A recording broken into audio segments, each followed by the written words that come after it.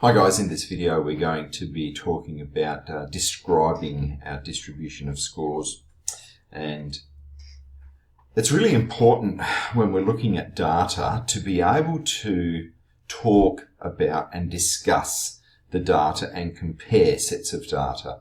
And one of the ways that we can do this is by describing the distribution of the sets of scores that you have. And when we're asked to write a description of a set of scores, we're generally expecting you to comment on things like the location of the scores and how they're spread and the shape of the distribution. And it is often helpful to describe anything else of relevance. So if you're asked to describe test scores that have been given in a school, it's often helpful to mention that and say we've been looking at 100 test scores for students who are sitting the Year 11 applications exam, and then go on to discuss the location, spread and the shape. Okay, so when we're talking about the location, it's really what we were talking about in our last video when we're talking about the mean and the median of the scores, and we're talking about the centre of the set of scores as well. And then we can talk about the spread, and this was when we were that's what we were talking about when we're discussing range. And it's important then to be really aware of how the range the range can be quite different even though you have the same mean or median of a set of scores. And then when we're talking about the shape of the data, if you think about it in your normal sort of curve, when you're looking at histograms, or even if you're looking at dot plots or stem and leaf plots, any of those visual representations of your data, it's really helpful to then discuss things like your symmetry. Is the data symmetrical, or is it skewed? Is it skewed negatively or positively? And then talk about gaps, or whether you're looking at outliers that will have an effect on your data. And does it have one or two modes? Does it have no mode? So all of those things that we've been talking about in our last video really give all the information about the location, the spread and the shape of your distribution of scores. So what we're going to do is we're going to go through step by step and have a look and see how we can discuss these things. And it's going to be something that you're going to be required to do when it comes to your assessments, and particularly your exam when we're discussing data sets. Okay, so when we're talking about the location, we can first of all comment on the spread. Okay, when we're talking about that distribution, we're talking about the variability or the range, and you can discuss the spread of the sets of data as covering a wide range, or whether you can or whether they are clustered around a single value, or where the spread is smaller. So you can see on the two little graphs here, you can see these values are clustered more around the 5, and there's less spread, where here there's the values are more spread out, and they're sort of fairly evenly spread as you go through.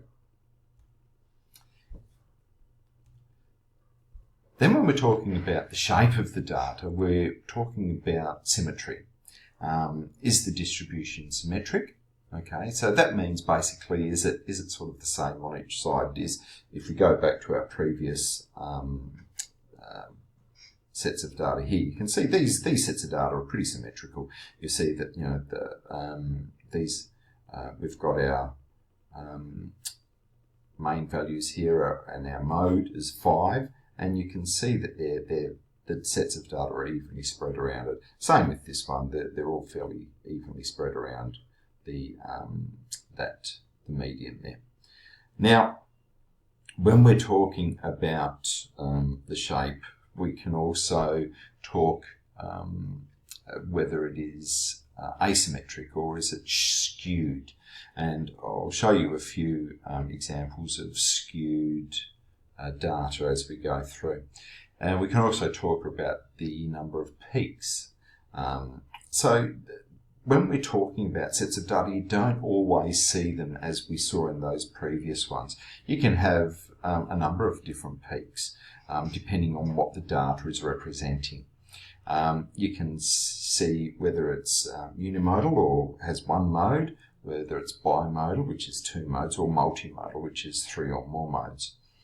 Now, when we're talking about symmetrical distribution, so those two distributions that we looked at in the previous slide, we refer to those as bell-shaped.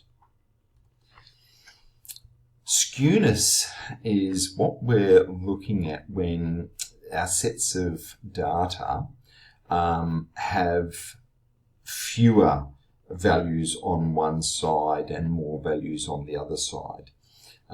So they can be skewed towards the higher values or they can be skewed towards the lower values, all right? And then they are referred to, you can refer to those as being skewed right or skewed left, or you can talk to them as positive or negative skewed as well. And if they're uniform, a uniform distribution is a distribution that has no real clear peaks. It's fairly straight across the line. Okay, so there's some examples of your distributions here. So the first one we've got is symmetric. It's unimodal, bell-shaped. Second one is skewed right, or has a positive skew. The third one is non-symmetrical and is bimodal. The fourth one is uniform. Here we've got skewed left or negative skew. And here we've got bimodal. It's a set of data that's bimodal and is symmetric on both of those. The other thing we can talk about is whether there's gaps in the data. So you can see within this little example here, there's a gap, there's a clear gap in those two peaks, and there's no observations in the middle of the distribution. So that's something you would want to refer to as well when you're discussing the shape of your data.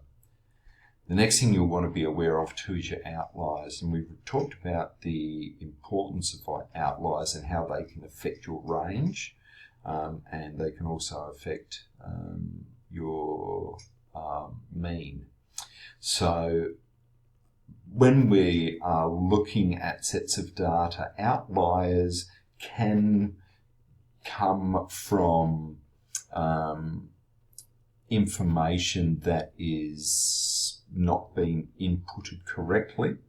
You can find that there is just an extreme reason for the value that is so far from the other observations, and they're called outliers, and it's always important that you comment on your outliers when you're discussing the distribution and the shape of your ranges or sets of data.